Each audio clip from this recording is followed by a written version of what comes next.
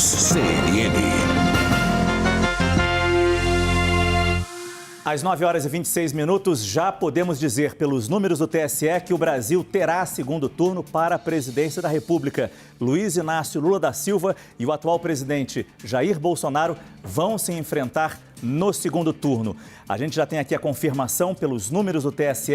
É importante a gente atualizar esses números. Já passamos de 96%, quase 97% de urnas apuradas e, neste momento, 47% dos... Aqui está. 47,9% dos votos válidos para Lula, 43,7% de Jair Bolsonaro, quase 97% de urnas apuradas, 96,93%. Mas pelos números do TSE, definição: teremos segundo turno na eleição presidencial em 2022.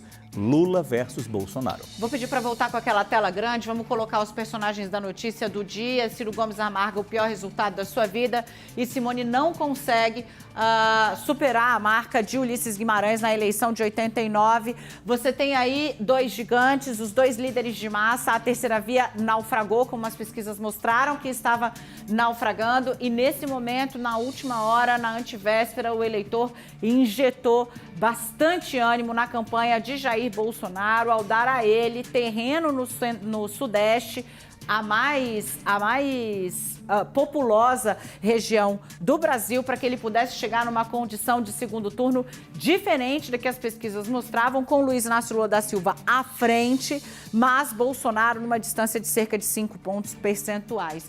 É esse o segundo turno que se desenha.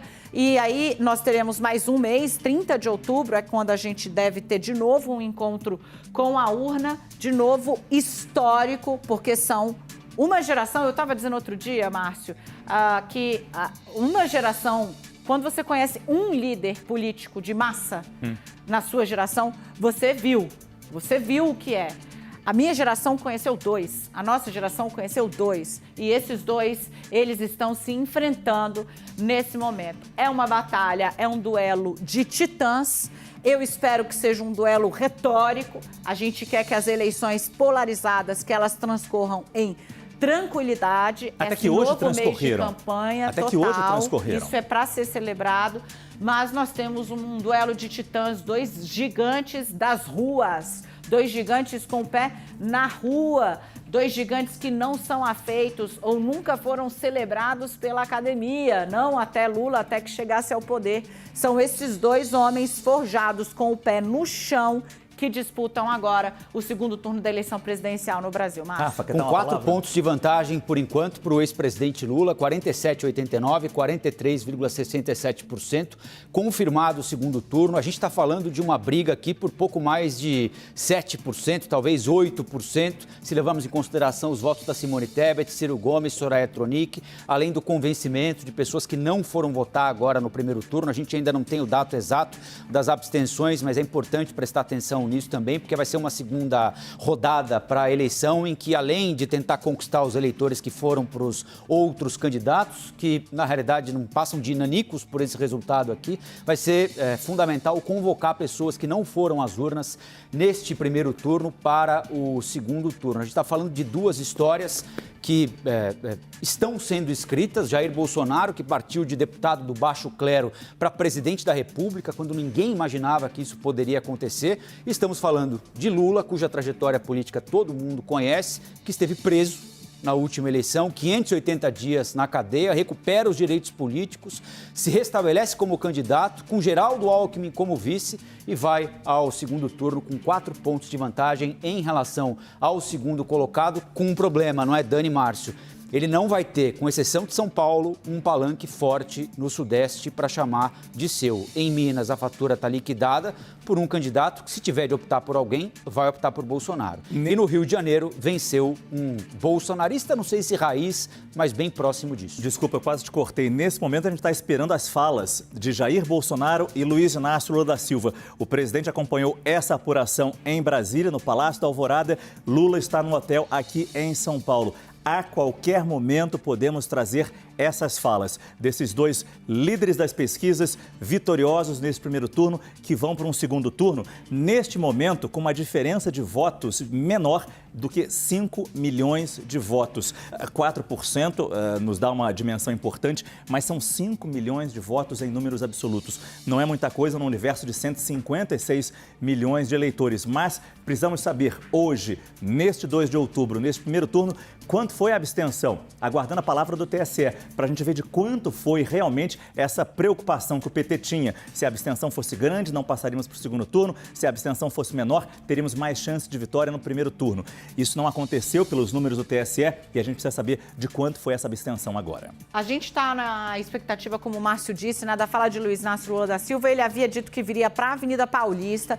Ele está acompanhando a apuração num hotel no centro aqui de São Paulo e havia uma expectativa de que Lula em seguida falasse. Ele disse que iria para a rua com primeiro turno ou sem primeiro turno. Ou seja, tem uma expectativa de falar agora. O Yuri Pita traz a informação para a gente. A abstenção nessa votação foi maior do que aqui foi registrada em 2018. Já foi na casa de 20%. De 20,89%. Agora, o que aconteceu é que caíram, informa aqui o Yuri Pita, os votos brancos e nulos, né? Votos anulados foram 2,81, votos em branco 1,60. Então, a abstenção ficou no mesmo patamar da que ela teve em 2018, um pouco maior, 20,89. Obrigada, Yuri, todo o nosso time aqui junto para nos ajudar. E agora, Márcio, as pessoas que foram às urnas, elas decidiram fazer uma escolha. Poucas foram para pedir voto, para anular seu voto para presidente da República, seja por Lula, Bolsonaro, Simone ou Ciro. Bom, é isso. Expectativa de Lula falando em São Paulo, acompanhou a apuração com Alckmin no hotel aqui na capital paulista, no centro, perto da Avenida Paulista, e Bolsonaro em Brasília. A outra expectativa também é a Simone Tebet. De que maneira ela vai se posicionar no segundo turno. Ela também foi bastante crítica aos dois candidatos, claro, muito mais ao presidente Jair Bolsonaro, mas também foi crítica ao ex-presidente Lula. Já temos a definição de Ciro Gomes, ou melhor, nenhuma definição, mas ele falando que está preocupado com o país e vai tomar nos próximos dias uma decisão pela situação ameaçadora, nas palavras de Ciro Gomes que mostramos agora há pouco. Simone Tebet é que pode ser uma fiel importante dessa balança também. Ela fez o caminho oposto a Ciro. Engraçado, né? Porque parece assim que ela abateu nos dois, né? Criticou tanto Lula quanto Bolsonaro.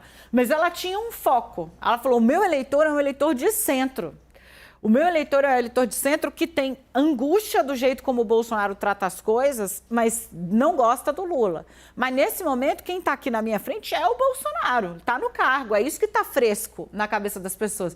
Então ela manteve uma estratégia de pontuar sempre que o PT viveu escândalos de corrupção, ok? Mas a insensibilidade, ela chamava o presidente de insensível, ela falou muito da pandemia, da Covid, e você veja que ela conseguiu reter mais voto do que Ciro.